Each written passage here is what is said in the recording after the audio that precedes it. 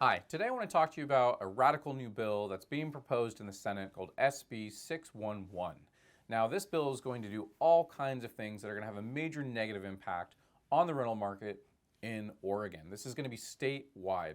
So, one thing that they want to do is reduce the amount that you can charge for rent. So, they're going to take the current rent control rules, which have already been devastating for the market, and they're going to tighten them up. So, they want to go from 7% to 3%. Now, that's a major difference, and essentially what happens when you implement these type of rent control rules is it means that landlords are going to max the increase every year.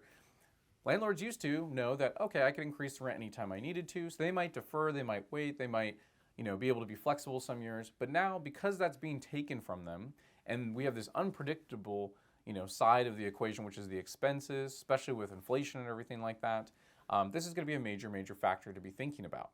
Now, the other thing this bill proposes, in addition to obviously reducing the amount you can increase the rent, is they want to increase statewide relocation payments from 1 month's rent to 3 times the rent. So they're tripling essentially the cost for relocation that landlords must pay.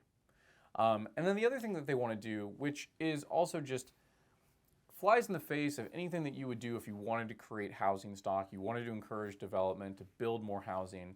They want to take the exemption for rent control for new construction, which was 15 years, and bring it down to 3 years, which is really unbelievable.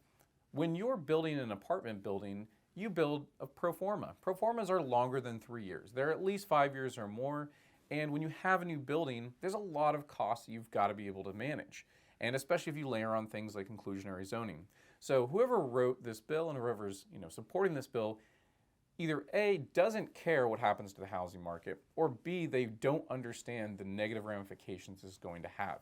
It's going to reduce development, because why would developers build here if they're putting their developments at risk? And then why would small landlords stay here if they're forced to, endure expenses that may outpace their ability to increase their income? At the end of the day, being a housing provider is a business, and if you don't have the ability to make money in that business, certainly make money relative to the risk, you're going to move your business somewhere else. So this is really discouraging. I hope that this bill does not pass, or hope that it is modified in a substantial way. But I wanted to give you an update about what's going on in the Senate right now. And I would encourage you to contact your representative, your state senator, and tell them what you think about this bill.